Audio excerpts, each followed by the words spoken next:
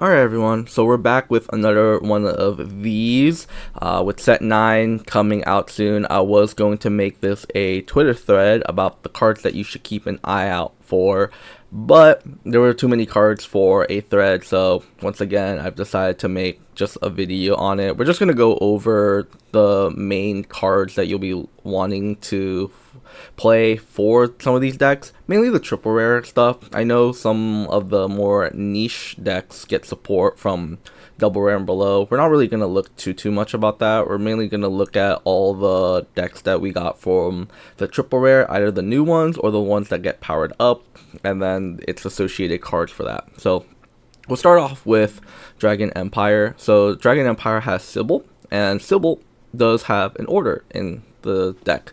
So a card like Latifa, which is pretty much the Dragon Empire version of Tefalt, is something that you should really keep an eye out for. It's only 12 listings right now. If you look at the regular printing of it, it's mostly around $17 to $18, I say. So and again, this is kind of just one of those generically good cards right here, especially in Sybil, because once you play your order, you can play this card, which will get you another card, and then because Sybil wants to target your cards to make them mentally polluted and then retire it, any card really that gets you an additional card, whether that be a body on board or card in hand, let's say, help to alleviate the card disadvantage from it, is worth looking at. So speaking of that, it is the Dragon Empire Pride Cycler. So right here on play, pretty much Soul Blast 1. If you have Persona Ride, you just add a Persona Shield ticket. Pretty simple at that. So this card's not too bad in the deck, mainly just because you can play it out, you get your Persona Shield, it's an okay attacker, and you don't really mind losing it too much. That said, if we go down here, pretty much there's quite a little bit of copies left on the market. Pretty much around, I want to say, it's anywhere between $6 to $8, I would say. So it's something to look out for, mainly with this deck, or rather with how these new ride line decks are, because we don't get that many dedicated support, or some of their weaker cards such as the rare and common slots aren't that needed. You kind of want to fill in the gaps with additional generic cards. So another card that you want to consider would be this guy. It's the Stoicheia and Dragon Empire Dual Nation. I was tipped off on this by Mei Chenggu as an option in Sybil, mainly because if we look here on play from rearguard, you pretty much get a plant token. Everything else, yeah, it's good and all, but for the most part, it's mainly the plant token, just because it's an additional body. So you don't have to commit that many other cards from your hand or whatnot. So you already get two, this card itself, as well as the plant token. Its original printing is around $5 to $7, but with its current festival printing, it's pretty cheap right here. If we go here, there's quite a lot of quantities on the market for around $1. So this card should be relatively easy to get, and again, it's just an option for the deck. Maybe as Sybil gets more support, it might not be necessary, but for the time being, this is an option for current set 9 meta. Speaking of set 9 meta, we move on to Dark Stakes with Heart Luru. So Heart Luru is quite an easy deck to build actually. It only really has 7 flex spots per se. That's mainly because you want to fill your deck with all the cards that were released from the set because of their toy attribute, and as well as 4 of its own orders. Toys are made for children. So because that order is very important in unlocking all of Heart Luru's effects, Avarice Rester has pretty much just shot back up. This card was played, or I guess it could still be played in Odium, and it was expensive for that. But if we look here, it pretty much dipped down once Odium just fell out of the meta. But, as more and more people are starting to get aware of Heart Luru and its power, this is just a card that, people have just started gobbling up. And by gobble up, I mean look at this. It's really just 1, 2, 3, 4. So 1 playset here and then 2 playsets. So pretty much just only 2 playsets of the original printing for absurd amount of money, like over $30. This one right here, $50, a playset for 200. And I guess you could also look at the SRs and the FRs, which are rather comparable with the things, but I've seen Avarice Wrestler played anywhere between 1 to 4 copies, and so it's kind of just preference, I would say. But regardless, with how expensive this card is and how low listings there are, this is kind of just like a card where it's like, if you're seeing in a binder, maybe you can ask like a friend to like use it if you're planning to play Heart Luru, because that order is pretty necessary. It kind of reminds me of early Ava before we even got the grade 1 promo research order. Now, speaking of Dark Stakes generics, we're also looking at the Jewel Cat. So the Jewel Cat right here is for Dark Stakes shot up. So it was like about $10 or so. Now, yeah, it's like one listing for 20, but realistically it's probably around 30 right here. Not only is it just additional shield, it's counter charge, which, you know, Heart Luru would really like in the deck. Yeah, you would only need about 1 to 2 copies max of this card, but it's still like everybody's just been taking this card up, so it's going to be really difficult to find, especially if you plan to play Heart Luru. And I kind of expect a lot of people to, because sneak peeks coming around, and then just once people see the results from BCS, like, these cards are probably going to disappear from the market. Another option within Heart Luru is also just Philia. Now, Philia is interesting because we all thought this was going to be like the second coming of Shenri, or how do you say, Saragon even. But because it was a promo and everybody expected it, we kind of already have like a lot of copies of it.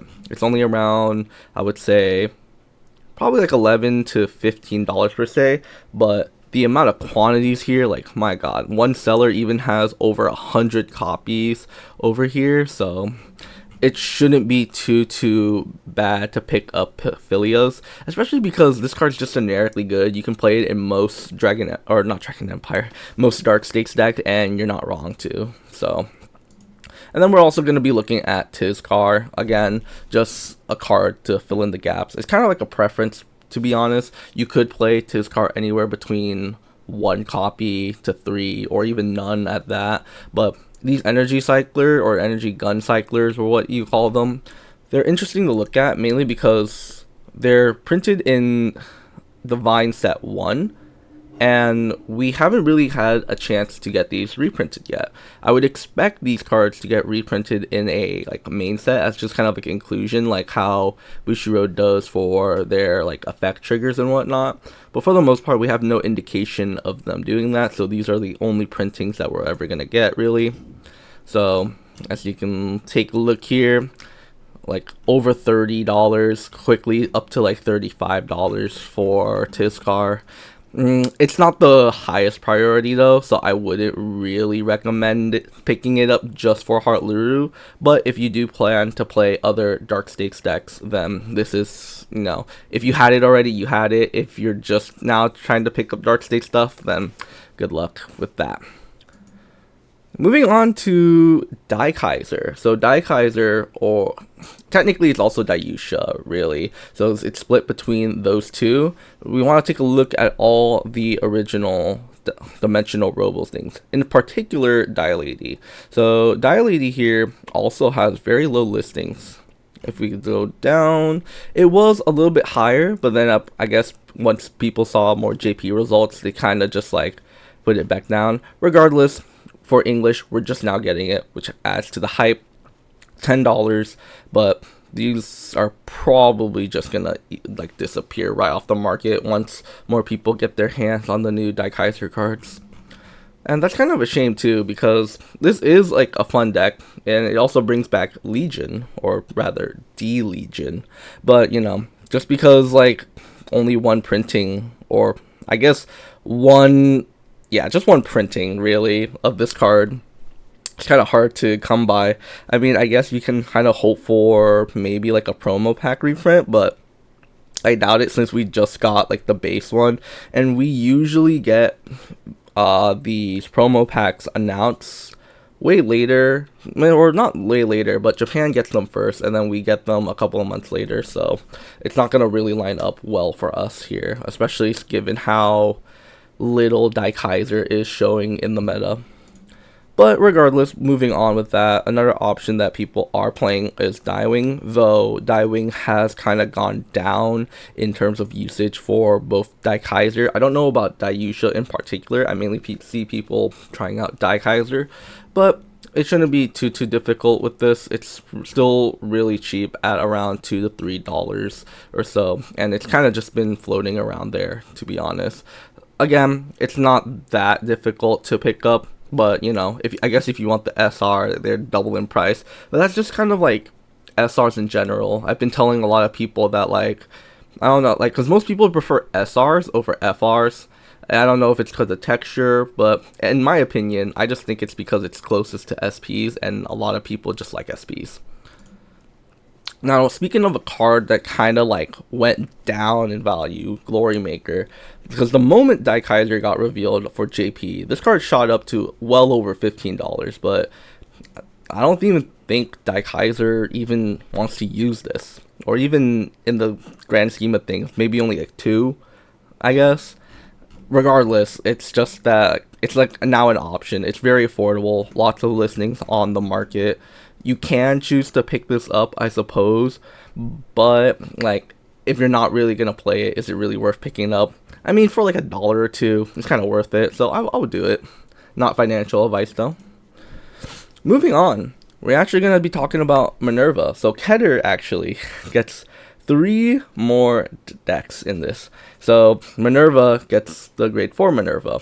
However, we don't get grade 3 Minerva printed. And as you can see here, we only really have the one listing from its original printing in Minerva Rising, and it's pretty much just about $15, give or take.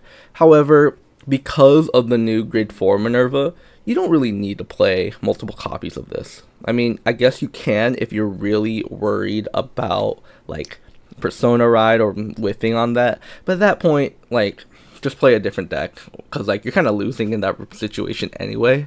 But it's only a one of, and there's plenty of copies around, so once you do get your one of, like, you're pretty much just set. Now I think a card that I forgot to bring up is Witch of Ravens Chamomile. This card is actually played in the Ride line, and it is the double rare from it. And the history of this card is pretty whack, because then, you know, it's about $1, jumped all the way to $6, $7, and then it kind of just jumped back down to $4 or so. Again, you only need the one really for the Ride line, but I guess you could choose to play multiple copies of this card in the Soul, or for its Soul effect in the main deck. But from the list that I've seen, most people aren't really playing this card, or rather multiple copies of it. They're just leaving it in the Ride line as just like an option to get later. So like I said, like as long as you get this Chamomile and then the previous Minerva, you're pretty much set in terms of its Ride line. Now moving on to main deck 1, Angelica. Angelica is pretty much a mandatory when playing this new Minerva deck, mainly just because it puts the grade 3 into Soul, and it countercharges as well. So this card is still $20, which is kind of a bit surprising, because when Minerva got announced, or the grade 4 Minerva, this card shot up, I want to see, yeah, it was like $4 to $5, but then it shot up to 20, and then it kind of stayed at 20. And there's still a lot of listings on this card. This card can be played anywhere between, I want to say, 2 to 4 copies. Some lists are opting to play lower amounts of this card, but that's because in JP they do have the Nebula Knights order. So I guess in English, if you really want to, you kind of need to max out on this just for the consistency of seeing a card. Plus, it's just a Genesis card, so you kind of need the mass amount of Genesis cards. Now, speaking of cards to also help it, though it isn't a Genesis per se, Magic of Color Flames Rerelim, pretty much it just puts a card from hand into the Soul as a way. And so the main purpose of this is pretty much just to put the grade 4 Minerva, because that's kind of its gimmick. You kind of have to ride from Soul. That being said, this is a 4 of only one like printing, but for the most part, it's, well, a lot of like listings of it, and there's a decent amount of quantities on there, so it should be relatively easy to get. And it is still played as a 4 of just for its utility, even though it's not a Genesis. Same thing over here though. I can't say the same for the price though, but Battle Sister Coco, just on play, you put a card from hand into Soul, and then additional flavor text, I guess. It's nice, but the most important part, at least in terms of Minerva, is to put a card from hand into Soul. Only 5 listings here, 2 listings FFR, 7 listings here, very low amount of listings here. Let's take a look at the quantities real quick. Yeah, so only about 5-ish playsets left of the base rarity, and this is kind of like a necessary card for the consistency of Minerva too. So it's just going to be a difficult card for most people to pick up if they weren't paying attention, or if they were planning to just pick it up once the deck came out, because, you know, a little too late. And then another card that most people would, or I guess not most people, but some people choose to play, are just, again, the Guncycler card, Biscotti here. Again, it's just generic utility. I don't think it's really gone down. I mean, I guess it was about $40, and I guess it kept going down and down. So I guess it's settled around, let's see, there's a playset here for 100, and then it's around $27 to $30 before jumping between mid-30s. I guess it's not really the most crucial card to pick up for Minerva, but it still is an option to play around if you want that extra utility of, you know, good ride deck fodder, or just like guarding it to hope to dig for additional pieces like that. And then another Keter deck is Ezel. Now Ezel doesn't really do too much, to be honest. So only one listing of, or one printing of the regular blonde Ezel, and because of the way that Platinum works, you kind of need multiple copies of this.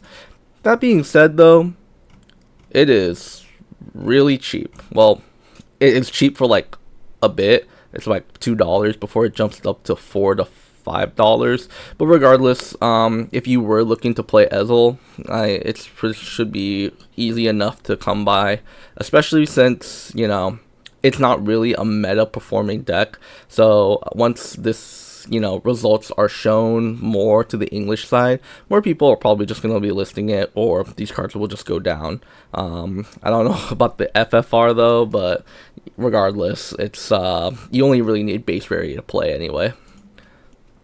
Now another card that's for Ezel is a promo card in Azaltis. Now this card did see a little bit of hype just because of Ezel Loop in Premium, but for the most part, I think because of the Premium situation, let's call it, I don't know if that many people are looking to pick this up for Premium in particular.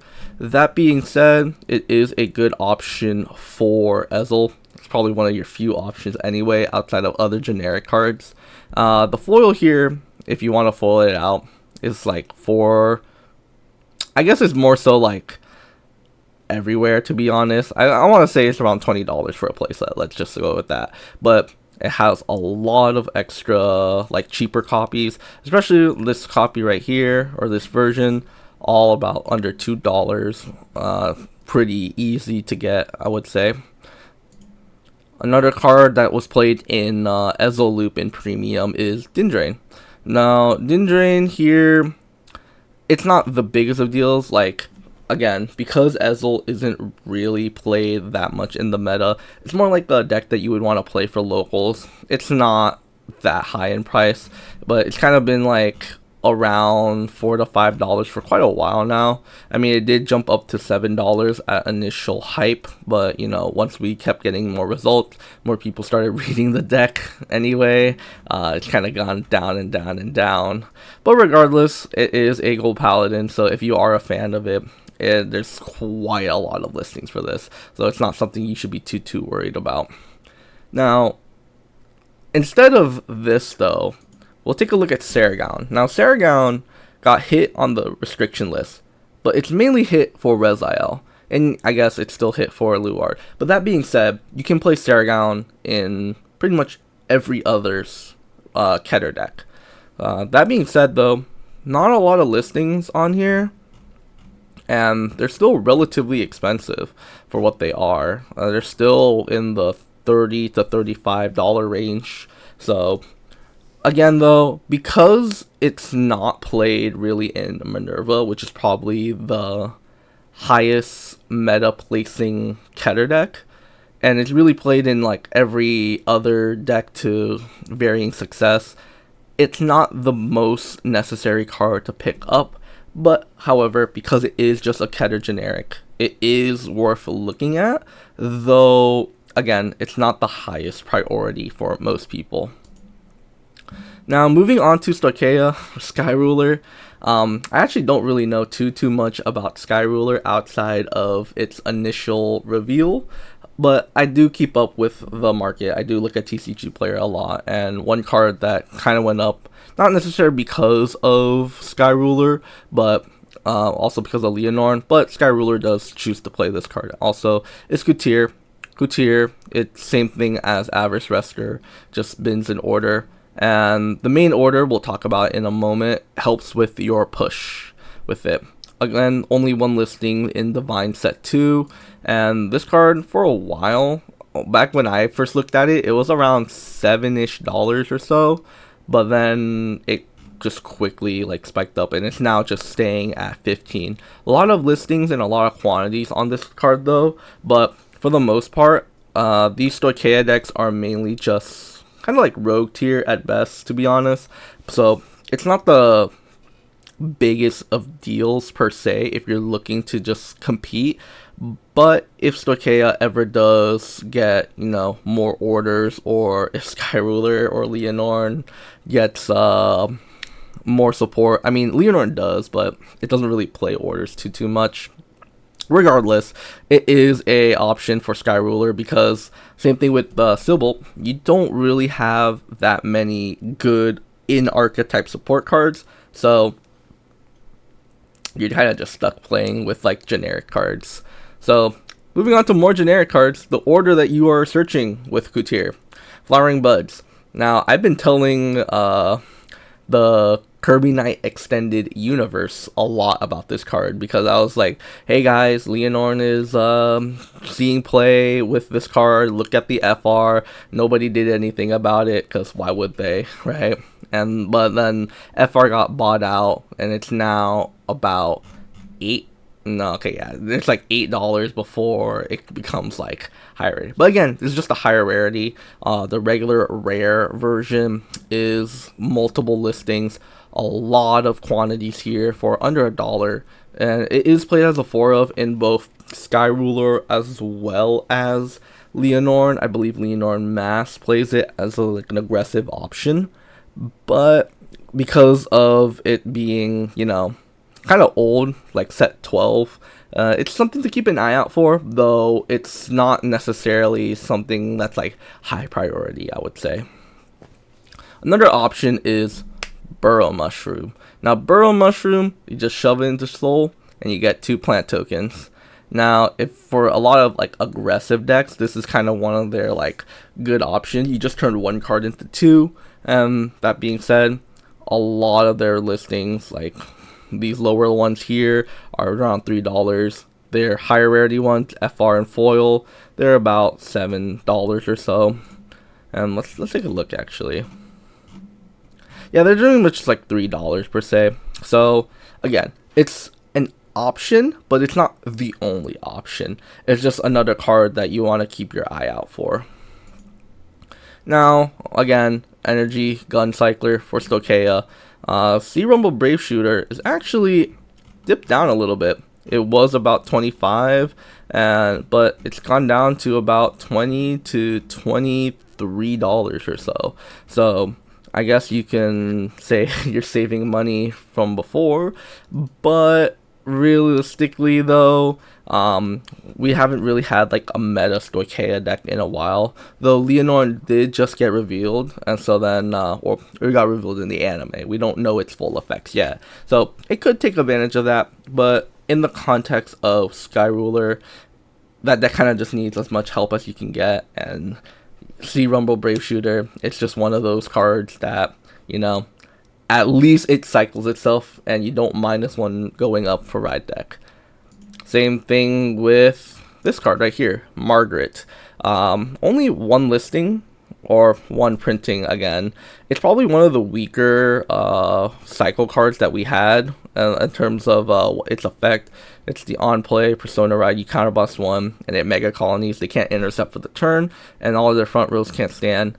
It is annoying, but for a counterblast, most decks have better usage for it.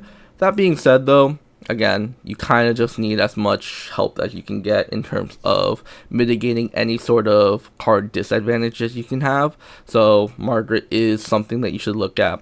Relatively affordable, I want to say. Affordable, but it's like, what, like $9? But then it really jumps up after that, actually. So after these $9 copies are gone, it's pretty much just one listing here, 16, before it's over 20. I don't know if this is a $20 card. Again, not financial advice. But again, if you're looking to just mess around with Sky Ruler, you can maybe choose to buy it while you can, or maybe just borrow it from a friend. And then finally, the last Stoicheia card that seems to always be pricey is Alvina. Now, Alvina here, only the one printing. These higher rarity ones, good luck finding it. You're competing. I think these have always been relatively high. Even its regular printing has always been relatively high.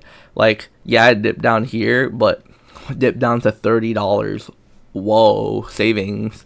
But, you know, Alvina, I don't even know really what like else to say about this card, really. Like, it's just an aggressive card, really. You just kind of want to call out, like, you know, your rabbits or maybe like your mushrooms to reuse it, and it's just a generically good card. That's all this section really is in terms of for Sky Ruler. It's just that you only really play the Sky Ruler like ride deck, the triple rare support, and then the rabbit, and that's about it.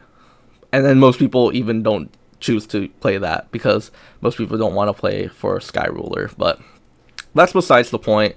Sky Ruler probably is a fun deck to play. The cards itself should be cheap, but again, it's kind of just gatekept by all of these Stoicheia generics. And that's pretty much about it for set 9, or cards to look out for.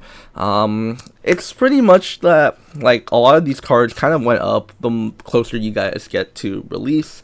But, you know, if you were paying attention a little bit, maybe you could have snagged some deals. If you're looking at things like, I don't know, like WCC, like VG's top decks or so, then you could take a look at some lists or go on Twitter, see what like local results are doing.